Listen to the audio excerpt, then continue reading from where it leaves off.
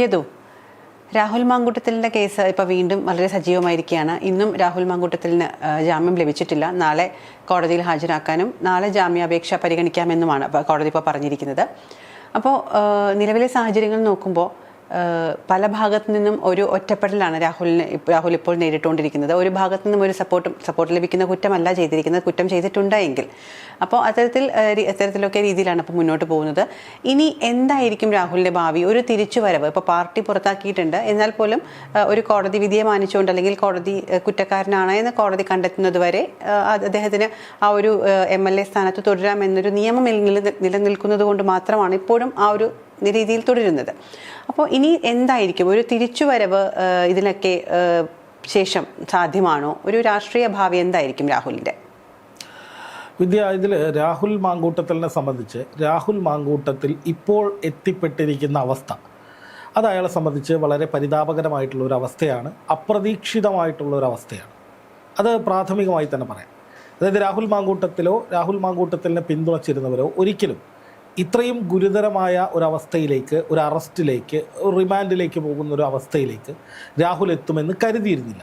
അതിനുള്ള കാരണം ഈ അറസ്റ്റ് നടക്കുന്നതിന് തൊട്ട് മുമ്പ് വരെ രാഹുൽ മാങ്കൂട്ടത്തിൽ വലിയ കോൺഫിഡൻസിലായിരുന്നു. അതായത് രാഹുൽ മാങ്കൂട്ടത്തിൻ്റെ ആദ്യത്തെ കേസ് അത് 21-ാം തീയതി മുൻകൂർ ജാമ്യാപേക്ഷ കോടതി പരിഗണിക്കാൻ പോവുകയാണ്. അതുവരെ പോലീസിനോട് അറസ്റ്റ് ചെയ്യരുതെന്ന് പറഞ്ഞിട്ടുണ്ട്. ആ കേസിൽ ഒന്നാമത്തെ പരാതിക്കാരി കക്ഷി ചേർന്നിട്ടുണ്ട്. രണ്ടാമത്തെ കേസിൽ തിരുവനന്തപുരം കോടതി രാഹുൽ മാങ്കൂട്ടത്തിലിന് മുൻകൂർ ജാമ്യം നൽകിയിട്ടുണ്ട്. അപ്പം നിലനിൽക്കുന്ന രണ്ട് കേസുകളിലും തന്നെ പോലീസിന് അറസ്റ്റ് ചെയ്യാൻ കഴിയില്ല എന്ന ഉത്തമ ബോധ്യം രാഹുൽ മാങ്കൂട്ടത്തിൽ ഉണ്ടായിരുന്നു. അതുകൊണ്ട് തന്നെ അദ്ദേഹം വളരെ കോൺഫിഡൻ്റ് ആയിട്ടാണ്, ആത്മവിശ്വാസത്തോടു കൂടി തന്നെയാണ് പൊതു ഇടങ്ങളിൽ പ്രത്യക്ഷപ്പെട്ടിരുന്നത്. ഈ അറസ്റ്റിന് തൊട്ട് മുമ്പ് രാഹുൽ മാങ്കൂട്ടത്തിൽ തൻ്റെ ഫേസ്ബുക്കിൽ ഇട്ട ഒരു പോസ്റ്റ്, കുറച്ച് ചിത്രങ്ങളാണ്. നൂറണി എന്ന് പറയുന്ന സ്ഥലത്ത് ക്ഷേത്രത്തിലോ മറ്റോ പോയിട്ട് വരുന്ന ഒരു ചിത്രം. അതിൽ നല്ല കളർഫുള്ളായിട്ട് ചിരിച്ച് വരുന്ന കൂട്ടുകാരോടൊക്കെ ഒപ്പം വരുന്ന ഒരു ചിത്രം, 2-3 ചിത്രങ്ങളിലിട്ടിരുന്നു. അതിന് വലിയ പിന്തുണയാണ് സമൂഹ മാധ്യമങ്ങളിൽ ലഭിച്ചത്. രാഹുൽ ശക്തനായി തിരിച്ചു വരും തുടങ്ങിയ കാര്യങ്ങളൊക്കെ അതിലുണ്ടായിരുന്നു. എന്ന് മാത്രമല്ല, പാലക്കാട് രാഹുൽ മാങ്കൂട്ടത്തിൽ മത്സരരംഗത്തുണ്ടാകും, കോൺഗ്രസ് അയാളെ തിരിച്ചെടുക്കും എന്ന നിലയിലൊക്കെയുള്ള ചർച്ചകൾ സജീവമായി നടക്കുകയാണ് സോഷ്യൽ മീഡിയയിലും മുഖ്യധാരാ മാധ്യമങ്ങളിലും. കാരണം തെരഞ്ഞെടുപ്പിന് 100 ദിവസത്തിൽ താഴെയുള്ളൂ. അപ്പോൾ സ്വാഭാവികമായിട്ടും പാലക്കാട് പോലൊരു മണ്ഡലത്തിൽ BJP ലക്ഷ്യം വയ്ക്കുന്ന A ക്ലാസ് മണ്ഡലങ്ങളിൽ BJP നേരത്തെ തന്നെ സ്ഥാനാർത്ഥികൾ വളരെ പ്രധാനപ്പെട്ട ആളുകളായിരിക്കും എന്ന നിലയിൽ പ്രചാരണം നടത്തുമ്പോൾ സ്വാഭാവികമായിട്ടും എതിരാളിയായി BJPക്ക് അവിടെ രാഹുൽ ഉണ്ടാകും എന്ന നിലയിലേക്ക് ചർച്ചകൾ വരുന്നു. എന്ന് മാത്രമല്ല, സണ്ണി ജോസഫ് KPCC അധ്യക്ഷൻ മത്സരരംഗത്ത് ഇറങ്ങുമ്പോൾ ഷാഫി പറമ്പിൽ അടുത്ത KPCC അധ്യക്ഷനായി വരും എന്ന നിലയിലുള്ള ചർച്ചകളും നടക്കും. ഇങ്ങനെ എതിരാളികൾ ഏറ്റവും അധികം വേട്ടയാടുന്ന 2 പേരാണ് രാഹുൽ മാങ്കൂട്ടത്തിലും ഷാഫി പറമ്പിലും. ഈ 2 പേരും സജീവമാകാൻ പോകുന്നു, അല്ലെങ്കിൽ കൂടുതൽ ഉയരങ്ങളിലേക്ക് ഷാഫി പറമ്പിൽ എത്തുന്നു എന്ന നിലയിലുള്ള ചർച്ചകളും വാർത്തകളും വരുന്ന അതേ മണിക്കൂറുകളിൽ തന്നെയാണ് രാഹുൽ മാങ്കൂട്ടത്തിൽ അറസ്റ്റിലാകുന്നത്. അതായത് രാഷ്ട്രീയപരമായി, നിയമപരമായ അതിൻ്റെ മെറിറ്റ് അല്ല പറയുന്നത്, രാഷ്ട്രീയപരമായിട്ട് രാഹുൽ മാങ്കൂട്ടത്തിലിനും ഷാഫി പറമ്പിലിനും വലിയ തിരിച്ചടിയാകുന്ന ഒരു അറസ്റ്റ് നീക്കമാണ്, അല്ലെങ്കിൽ അറസ്റ്റാണ് സംഭവിച്ചത്. അത് ഷാഫി പറമ്പിലിനെ നേരിട്ട് അത് ഒരു വിഷയമല്ല, നിയമപരമായി ഷാഫി പറമ്പിലിനെ അത് ബാധിക്കുകയില്ല. പക്ഷേ രാഷ്ട്രീയ എതിരാളികൾ ടാർഗറ്റ് ചെയ്യുന്നത് രാഹുൽ മാങ്കൂട്ടത്തിലിൻ്റെ ഇത്തരം പ്രവർത്തനങ്ങൾക്കൊക്കെ എല്ലാവിധ ഒത്താശയും നൽകിയിരുന്നത്, സംരക്ഷണം നൽകിയിരുന്നത് ഷാഫി പറമ്പിലാണ്. അതുകൊണ്ട് ഇനി ഷാഫി പറമ്പിലിനെ ഒരിക്കലും KPCC അധ്യക്ഷനാക്കരുത്. ഈ കേസുകളുടെയൊക്കെ തുടർച്ചയായി ഇനിയും പരാതികൾ വരാനുണ്ട്, അത് ഷാഫി പറമ്പിലിനെയും കുരുക്കും എന്ന നിലയിലേക്ക് CPM കേന്ദ്രങ്ങളും BJP കേന്ദ്രങ്ങളും ശക്തമായ ക്യാമ്പയിനുകൾ നടത്തിക്കൊണ്ടിരിക്കുകയാണ്. അപ്പോൾ രാഷ്ട്രീയപരമായിട്ട് രാഹുൽ മാങ്കൂട്ടത്തിലിന് ഇനിയൊരു ഉയർച്ച സാധ്യമാകാത്ത വിധത്തിലേക്കുള്ള ഇടപെടലുകൾ കൃത്യമായി ഈ കേസിൻ്റെ പിന്നാലെ അവരുടെ രാഷ്ട്രീയ എതിരാളികൾ നടത്തുന്നുണ്ട്. ഷാഫി പറമ്പിലിനെയും അത് ബാധിക്കുന്ന വിധത്തിലേക്ക് ക്യാമ്പയിനുകൾ മാറുകയാണ്. അത് അതിൻ്റെ ഒരു രാഷ്ട്രീയ പരിസരം. പക്ഷേ നിയമപരമായിട്ട് പല അഭിഭാഷകരും രാഹുൽ മാങ്കൂട്ടത്തിൻ്റെ വിഷയത്തിൽ പറയുന്നത് ഈ ഒന്നാമത്തെ കാര്യം, ഇപ്പോൾ പഴയ DGP ആയിട്ടുള്ള സെൻകുമാർ അദ്ദേഹം തന്നെ പറയുന്നു, രാഹുൽ മാങ്കൂട്ടത്തിൽ കോഴിയായിരിക്കാം, അല്ലെങ്കിൽ രാഹുൽ മാങ്കൂട്ടത്തിൽ പീഡനവീരനായിരിക്കാം, എന്തുമായിരിക്കാം, പക്ഷേ രാഹുൽ മാങ്കൂട്ടത്തിനെതിരെ നടന്ന ഈ പോലീസ് നടപടി നിയമപരമായിട്ടല്ല. അത് രാഹുൽ മാങ്കൂട്ടത്തിന് കോടതിയിൽ അനുകൂലമായ സാഹചര്യം ഉണ്ടാക്കും. രാഹുൽ മാങ്കൂട്ടത്തിന് എളുപ്പത്തിൽ ഊരിപ്പോരാനുള്ള പഴുതുകൾ ഈ കേസിൻ്റെ നിയമ വഴികളിൽ ഉണ്ടായിട്ടുണ്ട്. പ്രത്യേകിച്ച് ആ യുവതിയെ വൈദ്യപരിശോധന പോലും നടത്താതെ പെട്ടെന്ന് തന്നെ കേസെടുത്ത് FIR ഇട്ട് ഇയാളെ പിടികൂടിക്കൊണ്ട് പോയത്, അറസ്റ്റ് ചെയ്ത് ഇമെയിലിലൂടെ മാത്രം ലഭിച്ചൊരു പരാതിയാണിത്. അതെ. അപ്പോൾ അത് നിയമപരമായി പാലിക്കേണ്ട മര്യാദകൾ പാലിച്ചിട്ടില്ല, നടപടിക്രമങ്ങൾ പാലിച്ചിട്ടില്ല. അത് കോടതിയിൽ രാഹുലിന് ഗുണം ചെയ്യുമെന്നാണ് ഒരു വാദം. രണ്ടാമതായി ഉയരുന്ന വാദം എന്ന് പറയുന്നത്, രാഹുൽ മാങ്കൂട്ടത്തിനെതിരായിട്ട് ഇത്തരമൊരു നീക്കം നടക്കുമ്പോൾ സ്വാഭാവികമായിട്ടും രാഹുലിന് നോട്ടീസ് നൽകുന്നത് ഉൾപ്പെടെയുള്ള നടപടിക്രമങ്ങളിലേക്ക് പോകേണ്ടതുണ്ടായിരുന്നു. അത് സ്വീകരിക്കാതെ പൊടുന്നനെ അറസ്റ്റ് ചെയ്തുകൊണ്ട് പോയതിൻ്റെ കാരണം എന്താണ്? എന്തുകൊണ്ടാണ് അത്തരമൊരു നീക്കം നടന്നത്? മൂന്നാമത്തെ കാര്യം എന്ന് പറഞ്ഞാൽ, മുഖ്യമന്ത്രി പിണറായി വിജയന് ഒരു വോയിസ് ക്ലിപ്പ് അയച്ചു കിട്ടി. അതിൻ്റെ അടിസ്ഥാനത്തിൽ കേസെടുക്കുകയാണ്. ഒരു SHOയുടെ അടുത്ത് പരാതി പോയിട്ടില്ല, പോലീസ് സ്റ്റേഷനുകളിൽ കേസ് നിന്നിട്ടില്ല. മുഖ്യമന്ത്രിക്ക് പരാതി കിട്ടുമ്പോൾ തന്നെ ഉടനെ FIR ഇട്ട് കേസെടുത്ത് രാഹുലിനെ അറസ്റ്റ് ചെയ്യുന്ന നടപടി, അത് എത്രത്തോളം നിയമപരമായി നിലനിൽക്കുമെന്ന ചോദ്യം ഉയരുന്നുണ്ട്. അത് ഒന്നാമത്തെ പരാതിയുടെ കാര്യത്തിലും രണ്ടാമത്തെ പരാതിയുടെ കാര്യത്തിലും ഒക്കെ ഇതേ വാദം ഉന്നയിച്ചിട്ടുണ്ട്. അപ്പോൾ ആ കേസുകളിലൊക്കെ തുടർന്ന് പോന്നിട്ടുള്ള ഒരു തുടർച്ച, അതേ രീതിയിൽ തന്നെ ഒരു കേസ് മൂന്നാമതും വരുമ്പോൾ അത് ഫ്രെയിം ചെയ്യപ്പെട്ടതാണ് എന്നുള്ള ആരോപണം പൊതു ഇടങ്ങളിൽ ഉയരുന്നുണ്ട്. പക്ഷേ ഏറ്റവും പ്രധാനമായിട്ടൊരു കാര്യം, രാഹുൽ മാങ്കൂട്ടത്തിൻ്റെ പിന്തുണ ഇല്ലാതാക്കുക എന്ന നിലയിലേക്ക്, അല്ലെങ്കിൽ പിന്തുണ കുറയ്ക്കാനായിട്ടുള്ള കൃത്യമായ ഇടപെടലുകൾ ഈ കേസുമായി ബന്ധപ്പെട്ട് നടക്കുന്ന പ്രചാരണങ്ങളിൽ ഉണ്ടാകുന്നുണ്ട്. അതായത് നിരന്തരമായി പെൺകുട്ടികളെ പീഡിപ്പിക്കുന്ന സ്വഭാവമുള്ള, അല്ലെങ്കിൽ നിരന്തരമായി പെൺകുട്ടികളെ വലയിലാക്കി ലൈംഗിക വൃത്തിക്ക് ഉപയോഗിച്ച ശേഷം രക്ഷപ്പെടുന്ന ഒരു പ്രവണതയാണ് രാഹുലിനുള്ളത്. ഉത്തരവാദിത്തപ്പെട്ട ഒരു ജനപ്രതിനിധി എന്ന നിലയിൽ, ഒരു പൊതുപ്രവർത്തകൻ എന്ന നിലയിൽ പെൺകുട്ടികളെ വലയിലാക്കി ഈ വിധത്തിൽ ദുരുപയോഗം ചെയ്യുന്ന ഒരാൾ, അയാൾ ആ സ്ഥാനത്തിരിക്കാൻ എത്രത്തോളം യോഗ്യനാണ് എന്ന നിലയിൽ നിയമപരമായി രാഹുലിന് എന്തെങ്കിലും രക്ഷ കിട്ടിയാലും ധാർമ്മികമായി രാഹുലിന് ഇനി പൊതുപ്രവർത്തനം നടത്താൻ കഴിയാത്ത വിധത്തിലുള്ള ഒരു സാമൂഹ്യ സാഹചര്യം സൃഷ്ടിക്കുക എന്ന നിലയിൽ തന്നെയാണ് കാര്യങ്ങളുടെ പോക്ക്. അത് നമുക്കിത് കണ്ടാൽ കൃത്യമായിട്ട് മനസ്സിലാക്കാൻ സാധിക്കും. അതായത് ഈ കേസിൻ്റെ മെറിറ്റ് അല്ല പറയുന്നത്, മറിച്ച് രാഹുൽ മാങ്കൂട്ടത്തിനെതിരെ നടന്നുകൊണ്ടിരിക്കുന്ന ക്യാമ്പയിനുകളുടെ സ്വഭാവമാണ്. നിരന്തരമായി സ്ത്രീകളെ ഫോണിൽ വിളിക്കുന്നു, അവരെ ലൈംഗിക വൃത്തിക്ക് നിയോഗിക്കുന്നു അല്ലെങ്കിൽ ഉപയോഗിക്കുന്നു, അതിനുശേഷം അവരെ ക്രൂരമായി ബലാത്സംഗം ചെയ്യുന്നു, വേദനിപ്പിക്കുന്നു, അതിൽ നിന്ന് ആനന്ദം കണ്ടെത്തുന്നു, ഗർഭിണിയാക്കുന്നു, അതിനുശേഷം അത് നിർബന്ധിച്ച് ഗർഭഛിദ്രം നടത്തുന്നു. ഇതൊക്കെ ഒരു സൈക്കോപാത്തായിട്ടുള്ള ഒരാളുടെ ലക്ഷണങ്ങളാണ്. അതുകൊണ്ട് ഇങ്ങനെയൊരു സൈക്കോപാത്ത് പൊതുസമൂഹത്തിൽ അല്ലെങ്കിൽ പൊതുജനമധ്യത്തിൽ ഒരു പൊതുപ്രവർത്തകനായി ഉണ്ടാകരുത് എന്ന നിലയിലേക്കാണ് ഈ ക്യാമ്പയിനുകളൊക്കെ പോകുന്നത്. നിയമപരമായി ഈ കേസുകൾക്ക് എന്ത് സംഭവിക്കുമെന്ന് നമുക്കറിയില്ല. പക്ഷേ ആദ്യത്തെ 2 കേസുകളിലും ഈ വിഷയവുമായി ബന്ധപ്പെട്ട് ഉയർന്നു വന്നിട്ടുള്ള ഗുരുതരമായ ആരോപണങ്ങൾ ആ ഗൗരവത്തോടെ കോടതികൾ പരിഗണിച്ചിട്ടില്ല. അല്ലെങ്കിൽ ആ സമയങ്ങളിൽ അത്തരം ചാനലുകളൊക്കെ, അല്ലെങ്കിൽ CPM-ഉം BJP-യും ഒക്കെ രാഹുൽ മാങ്കൂട്ടത്തിനെ കടന്നാക്രമിക്കുന്നത് പോലുള്ളൊരു കടന്നാക്രമണമൊന്നും ഈ ആദ്യത്തെ 2 കേസുകളിലും കോടതികളിൽ ഉണ്ടായിട്ടില്ല രാഹുലിനെതിരെ. അവർ രാഹുലിൻ്റെ ഭാഗം കൂടി കേട്ടിട്ടാണ് ആ കേസുകളിലൊക്കെ ഇതുവരെയും കോടതി നടപടികളിലൂടെ മുന്നോട്ട് പോയിട്ടുള്ളത്.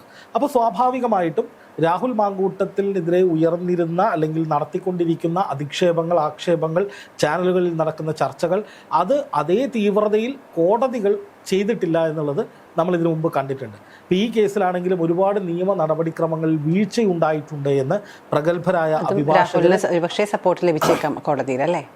കോടതിയിൽ നിന്ന് ജാമ്യം ലഭിച്ചേക്കാം എന്ന് മാത്രമല്ല, രാഹുൽ മാങ്കൂട്ടത്തിനെതിരായി ഉയരുന്ന ഇപ്പോൾ പറയുന്ന പല കഥകളെന്ന് പറയുന്ന പല ആരോപണങ്ങളും, ഈ പരാതിയിൽ അത് വന്നു ഇത് വന്നു എന്നൊക്കെ പറയുന്ന കാര്യങ്ങൾ ഒരു പക്ഷേ കോടതി കാര്യമായി തന്നെ പരിഗണിക്കാൻ സാധ്യതയില്ല. അതൊക്കെ കെട്ടിച്ചമച്ചതാണ് എന്ന മട്ടിലേക്ക് ചിലപ്പോൾ വരാം എന്നൊക്കെ പല വിദഗ്ധരും, നിയമവിദഗ്ധരായിട്ടുള്ള ആളുകൾ, മുൻ SP-മാർ, അതുപോലെ DGP ആയിട്ടുള്ള സെൻകുറ, പല നിയമവിദഗ്ധരും അത്തരത്തിലൊരു വേർഷൻ പറയുന്നുണ്ട്. പക്ഷേ പ്രാഥമികമായി ഇതിൽ നമ്മൾ മനസ്സിലാക്കേണ്ട ഒരു കാര്യം, രാഹുൽ മാങ്കൂട്ടത്തിനെ അറസ്റ്റ് ചെയ്യുക, റിമാൻഡിൽ ജയിലിലിടുക എന്നുള്ള പോലീസിൻ്റെ നീക്കം ഫലം കണ്ടിരിക്കുന്നു. അവിടെ പോലീസിന് കൃത്യമായ പക രാഹുലിനോടുണ്ട് എന്നുള്ളൊരു സംശയവും വേണ്ട. കാരണം കഴിഞ്ഞ തവണ രാഹുലിനെതിരെ യുവതി മുഖ്യമന്ത്രി പിണറായി വിജയന് പരാതി കൊടുത്തപ്പോൾ പോലീസ് FIR ഇട്ട് പ്രത്യേക അന്വേഷണ സംഘത്തെ രൂപീകരിച്ച് രാഹുൽ മാങ്കൂട്ടത്തിന് വേണ്ടി 11 ദിവസത്തോളം പല സംസ്ഥാനങ്ങളിലും വ്യാപകമായ തെരച്ചിൽ നടത്തി. കേരളത്തിലും തമിഴ്നാട്ടിലും കർണാടകയിലും ഒക്കെ വലിയ തെരച്ചിലുകൾ നടത്തിയിട്ടും രാഹുലിനെ പിടിക്കാൻ കഴിഞ്ഞില്ല. അത് കേരള പോലീസിന് ആവശ്യമായിരുന്നു. അല്ല, അന്ന് അറസ്റ്റ് ചെയ്യാൻ വേണ്ടി തന്നെയായിരുന്നു അന്വേഷണ സംഘം പോയത്. അപ്പോൾ അന്ന് വലിയ നാണക്കേടുണ്ടായി.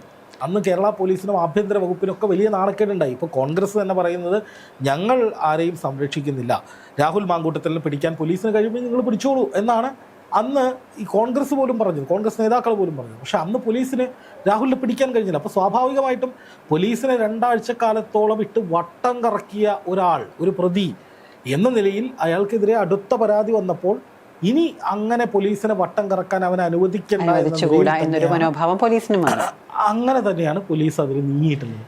അതുകൊണ്ടാണ് രാഹുലിനെ ഇപ്പോൾ അറസ്റ്റ് ചെയ്ത് അയാൾ ഇപ്പോൾ റിമാൻഡിൽ കഴിയുന്നു എന്നുള്ളതാണ് മനസ്സിലാക്കേണ്ട കാര്യം. ഏതോ ഈ പറഞ്ഞു വന്നത് കുറച്ച് മുന്നേ പറഞ്ഞതുപോലെ തന്നെ രാഹുൽ ഈ ഒരു തദ്ദേശ തെരഞ്ഞെടുപ്പുമായി ബന്ധപ്പെട്ടാണ് രാഹുൽ മാങ്കൂട്ടത്തിലിൻ്റെ ഈ ഒരു ബലാത്സംഗ കേസ് പിന്നെയും ഉയർന്നു വന്നത്. അതിങ്ങനെ തണുത്ത് നിൽക്കുകയായിരുന്നു. പക്ഷേ ആ ഒരു തദ്ദേശ തെരഞ്ഞെടുപ്പ് പ്രഖ്യാപിച്ചതോടുകൂടി അത് പിന്നെ ആളിക്കത്തുന്നു. ഈ പറയുന്ന പോലെ 11 ദിവസത്തോളം പോലീസ് രാഹുലിൻ്റെ പുറകെ ഓടുന്നു, പക്ഷേ രാഹുലിനെ കിട്ടുന്നില്ല. അങ്ങനെയൊക്കെ വന്നു. അപ്പോൾ നമുക്ക് മനസ്സിലാവുന്ന ഒരു കാര്യം, ഇത് തികച്ചും രാഷ്ട്രീയ പ്രേരിതമാണല്ലോ. ഇപ്പോൾ പറഞ്ഞു വന്നതനുസരിച്ച് ഷാഫി പറമ്പിൽ ഉൾപ്പെടെ അന്ന് സപ്പോർട്ട് ചെയ്തു എന്ന രീതിയിൽ അദ്ദേഹത്തിൻ്റെ ഭാവി പോലും തകർക്കുന്ന രീതിയിലേക്കാണ് ഇപ്പോൾ ക്യാമ്പയിനുകൾ വരുന്നത്. അത് പല പാർട്ടിയുടെ ഭാഗത്തു നിന്നും ഇത്തരത്തിൽ ക്യാമ്പയിനുകൾ വരുന്നുണ്ട്. അപ്പോൾ ഇതിനെല്ലാം ആകെത്തുക എന്ന് പറയുന്നത് ഇനി വരുന്നൊരു തെരഞ്ഞെടുപ്പിന് മുൻപ് UDF-നെ, കോൺഗ്രസിനെ രാഷ്ട്രീയപരമായി ഇല്ലാതാക്കണം എന്നൊരു ലക്ഷ്യം ആണോ ഇതിന് പിന്നിൽ? അല്ലെങ്കിൽ ഇത്തരത്തിൽ എല്ലാവരെയും, അല്ലെങ്കിൽ ഉയർന്നു വരുന്ന പല യുവ നേതാക്കളെ പോലും ഇത്തരത്തിൽ അടിച്ചമർത്തുന്നതിൻ്റെ കാരണം രാഹുൽ മാങ്കൂട്ടത്തിൽ തെറ്റ് ചെയ്തിട്ടുണ്ടെങ്കിൽ തീർച്ചയായും ശിക്ഷ അനുഭവിക്കേണ്ട വ്യക്തി തന്നെയാണ്, അല്ല എന്നല്ല. പക്ഷേ ഇതിന് പിന്നിൽ മറ്റ് രാഷ്ട്രീയ പ്രേരിതമായ കാരണങ്ങളുണ്ട് എന്ന് തോന്നിയിട്ടുണ്ടോ?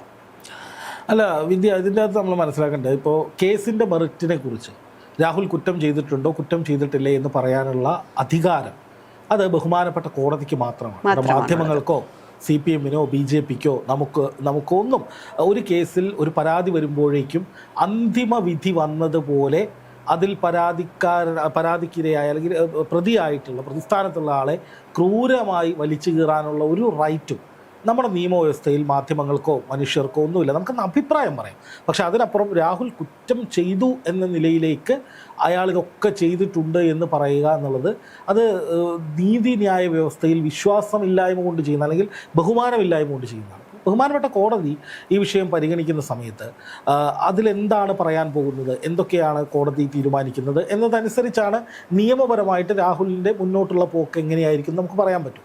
പക്ഷേ നിലവിലെ സാഹചര്യത്തിൽ ആ കേസിൻ്റെ മെറിറ്റ് മാറ്റി വെച്ചിട്ട് പറയുകയാണെങ്കിൽ രാഹുൽ മാങ്കൂട്ടത്തിനെതിരെ വ്യക്തമായ രാഷ്ട്രീയ ഗൂഢാലോചന ഉണ്ടായിട്ടുണ്ട്, ഒരു സംശയമില്ല.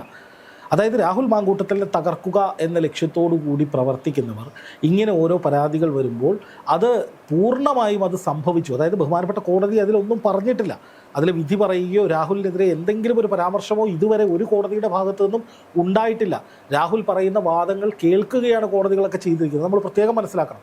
അങ്ങനെ ഒരു സാഹചര്യത്തിൽ പോലും രാഹുൽ ഇക്കണ്ട പരാതിയിൽ പറയുന്ന മുഴുവൻ കുറ്റങ്ങളും ചെയ്തു എന്ന് പറഞ്ഞുകൊണ്ട് രാഹുലിനെ അടച്ച് തീർക്കുന്ന നിലയിലേക്കാണ് ഇപ്പോൾ പ്രചാരണങ്ങൾ വരുന്നത്. സ്വാഭാവികമായിട്ടും അത് രാഷ്ട്രീയപരമായി രാഹുലിൻ്റെ എതിരാളികൾ, കോൺഗ്രസിൻ്റെ എതിരാളികൾ നടത്തുന്ന മുതലെടുപ്പ് തന്നെയാണ്, ഒരു സംശയം. രാഹുലിൻ്റെ മാത്രമല്ല ഞാൻ ചോദിക്കുന്നത്, ഷാഫി പറമ്പിലും ഇത്തരത്തിൽ ഇപ്പോൾ നിയമപരമായി കുറ്റക്കാരനല്ല എങ്കിൽ പോലും പൊതുജനങ്ങൾക്കിടയിൽ അദ്ദേഹം ഇത്തരത്തിൽ രാഹുൽ മാങ്കൂട്ടത്തിലിനെ സപ്പോർട്ട് ചെയ്തു, അതുകൊണ്ട് തന്നെ ഒറ്റപ്പെടുത്തേണ്ട വ്യക്തിയാണ് അല്ലെങ്കിൽ മാറ്റി നിർത്തേണ്ട വ്യക്തിയാണ് എന്ന രീതിയിലുള്ള പ്രചാരണങ്ങൾ വരുന്നുണ്ട്. അല്ല, അതാണ് ഞാൻ പറഞ്ഞ രാഷ്ട്രീയ മുതലെടുപ്പ് എന്ന് പറയുന്നത്. രാഷ്ട്രീയ പ്രേരിതമായ പരാതി എന്ന് പറയാനായിട്ട് നമ്മുടെ കയ്യിൽ തെളിവുകളൊന്നുമില്ല. പക്ഷെ ആ പരാതി വന്നതിന് ശേഷം രാഷ്ട്രീയപരമായി വലിയ മുതലെടുപ്പുകൾ നടന്നിട്ടുണ്ട്. അതായത് ഷാഫി പറമ്പിൽ എന്ന് പറയുന്ന വ്യക്തിയുടെ പേര് ഈ 3 സ്ത്രീകൾ നൽകിയ പരാതിയിലും എവിടെയും പറഞ്ഞിട്ടില്ല. ഈ 3 പേരും പറയുന്ന പരാതികളിൽ എവിടെയും, മാധ്യമങ്ങൾ പുറത്തുവിട്ട പരാതിയുടെ വിശദാംശങ്ങൾ പരിശോധിക്കുമ്പോൾ എവിടെയും ഷാഫി പറമ്പിൽ എന്നൊരു പേര് പറഞ്ഞിട്ടില്ല. ഷാഫി പറമ്പിൽ കേസുകളിൽ ഏതെങ്കിലും ഒരു കേസിൽ രാഹുൽ മാങ്കൂട്ടത്തിന് അനുകൂലമായി കേസുകൾ അട്ടിമറിച്ചതായി നമ്മുടെ കയ്യിൽ ഒരു തെളിവുകളുമില്ല. ഇതിനു മുമ്പ് രാഹുൽ മാങ്കൂട്ടത്തിൽ ഈ പീഡന കേസ്, ബലാത്സംഗ കേസ് അല്ലാതെ ജയിലിൽ പോയിട്ടുണ്ട്. ഇതിനു മുമ്പ് സമരം നടത്തിയതിൻ്റെ പേരിൽ അന്നും ഈ റിമാൻഡ് കഴിഞ്ഞിട്ട് രാഹുൽ മാങ്കൂട്ടത്തിൽ പുറത്തു വരായിരുന്നു. അല്ലാതെ അകത്ത് പോയ രാഹുൽ മാങ്കൂട്ടത്തിനെ പുറത്തിറക്കാൻ വേണ്ടി ഷാഫി പറമ്പിലൂടെ ഒന്നും ചെയ്തിട്ടില്ല. സമരങ്ങൾ നടത്തിയിട്ടുണ്ട് എന്നതല്ലാതെ രാഹുൽ മാങ്കൂട്ടത്തിനെ ജയിലിൽ പോകാതെ കാത്തുരക്ഷിക്കേണ്ട ഉത്തരവാദിത്വമോ ബാധ്യതയോ ഒന്നുമുള്ള ആളായിട്ട് ഷാഫി ഇവിടെ വന്നിട്ടില്ല. പക്ഷെ രാഷ്ട്രീയപരമായിട്ട് നോക്കുമ്പോൾ ഷാഫി പറമ്പിൽ, രാഹുൽ മാങ്കൂട്ടത്തിൽ, സന്ദീപ് വാര്യർ, എബിൻ വർക്കി, ഈ പറയുന്ന ജനീഷ്, വസന്ത് സിറിയക്ക്, അങ്ങനെ കുറേ നേതാക്കൾ കോൺഗ്രസിൻ്റെ യൂത്ത് വിങ് ആയിട്ടുണ്ട്. അവർ വളരെ അഗ്രസീവാണ്. അവർ വലിയ ജനപ്രീതിയുള്ളവരാണ്, അവർ ഐക്യത്തോടെ നിൽക്കുന്നവരാണ്. അവരൊരിക്കലും മറ്റേ മുതിർന്ന കോൺഗ്രസ് നേതാക്കളെ പോലെ ഗ്രൂപ്പ് തിരിഞ്ഞിട്ട് പൊതുസമൂഹത്തിൽ വന്നിട്ട് അങ്ങോട്ടും ഇങ്ങോട്ടും അടികൂടുക, ഒരു നേതാവ് പറയുന്ന മറ്റേ നേതാവ് തിരുത്തി പറയുക, അങ്ങനത്തെ പരിപാടിയൊന്നുമില്ല. ഇവർ ഒന്നിച്ചാണ് എപ്പോഴും നിൽക്കുക. അതിൻ്റെ ഏറ്റവും വലിയ റിസൾട്ട് കിട്ടിയത് പാലക്കാട് ഉപതെരഞ്ഞെടുപ്പിലായിരുന്നു. രാഹുൽ മാങ്കൂട്ടത്തലിന് പാലക്കാട് ചരിത്രത്തിലില്ലാത്ത വിധത്തിൽ റെക്കോർഡ് ഭൂരിപക്ഷം, 12,000-ലധികം ഭൂരിപക്ഷം കോൺഗ്രസിന് കിട്ടാനുണ്ടായ കാരണം ഈ യുവ നേതാക്കളുടെ ഒറ്റക്കെട്ടായിട്ടുള്ള നിൽപ്പായിരുന്നു.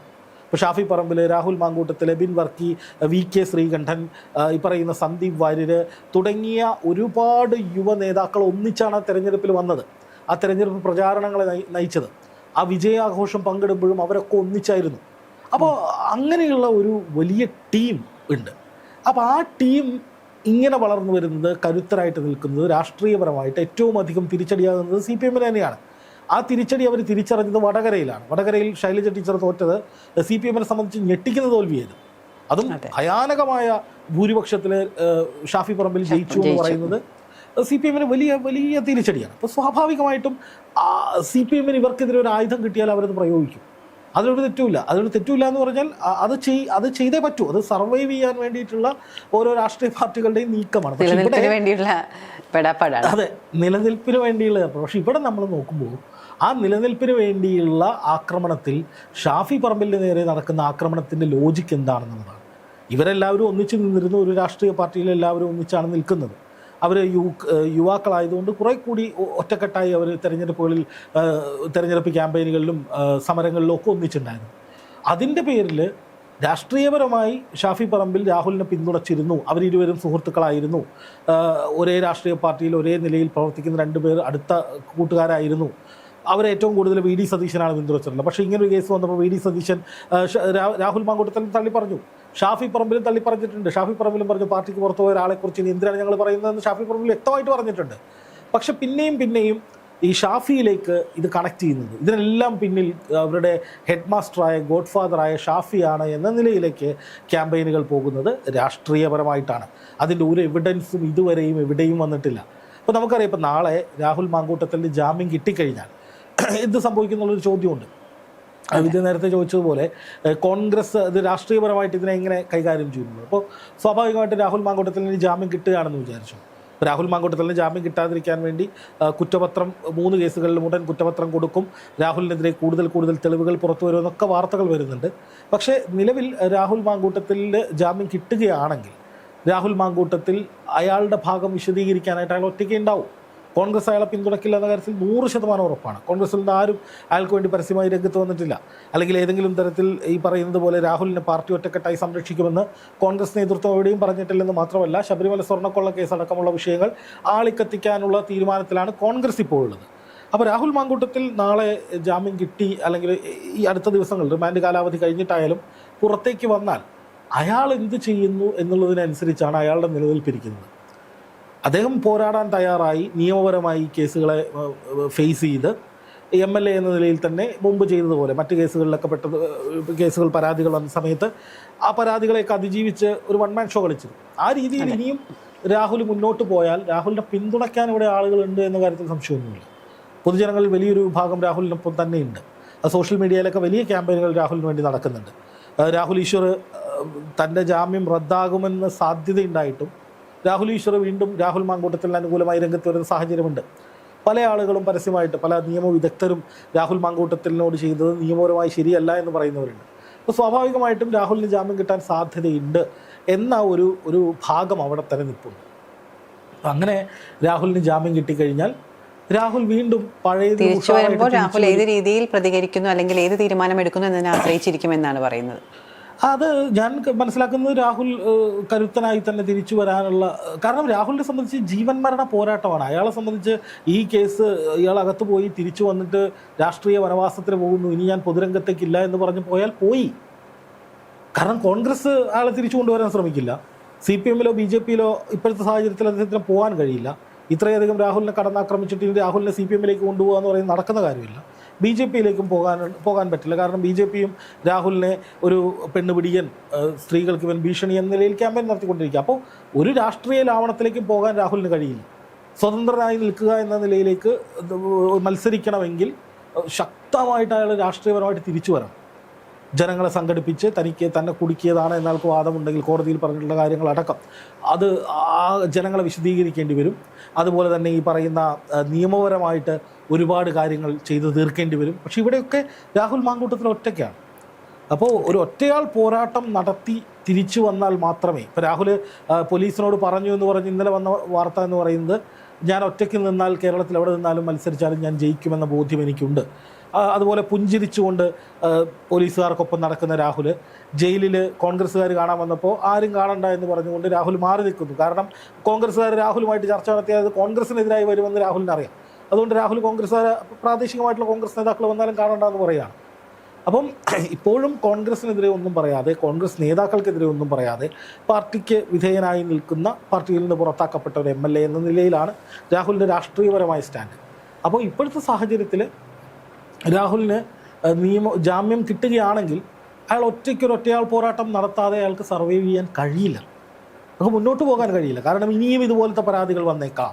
ഇപ്പോൾ തന്നെ CPM-ൻ്റെ സൈബർ കേന്ദ്രങ്ങളിലൊക്കെ വലിയ ചർച്ച നടക്കുന്നത് ഇനിയും വരാനുണ്ട് എന്നാണ്. 2 പരാതി കഴിഞ്ഞപ്പോഴും ഇതുപോലെ പറഞ്ഞിരുന്നു ഇനിയും രാഹുലിനെതിരെ പരാതികൾ വരുമെന്ന്. ആ പരാതികളിലൊന്നാണ് ഇപ്പോൾ വന്നത്. അതുപോലെ ഇനിയും വന്നേക്കാം. അങ്ങനെ വന്നു കഴിഞ്ഞാൽ രാഹുൽ അത് ഒറ്റയ്ക്ക് നേരിടേണ്ടി വരും.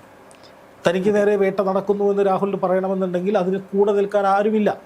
ഇതൊരു യാഥാർത്ഥ്യമാണ്. അതായത് വ്യവസ്ഥാപിതമായ രാഷ്ട്രീയ പാർട്ടികളോ ഏതെങ്കിലും പ്രമുഖ രാഷ്ട്രീയ നേതാക്കളോ രാഹുലിനൊപ്പം പരസ്യമായി നിൽക്കാനുള്ള സാധ്യതയുമില്ല. അയാൾ ഒരു ഒറ്റയാൾ പോരാട്ടം നടത്തിയാൽ മാത്രമേ കേരളത്തിൻ്റെ രാഷ്ട്രീയ ഭൂമികയിൽ സജീവമായി പഴയതുപോലെ തിരിച്ചു വരാനും നിലനിൽക്കാനും തുടരാനും രാഹുലിന് സാധിക്കൂ എന്നുള്ളതാണ് യാഥാർത്ഥ്യം.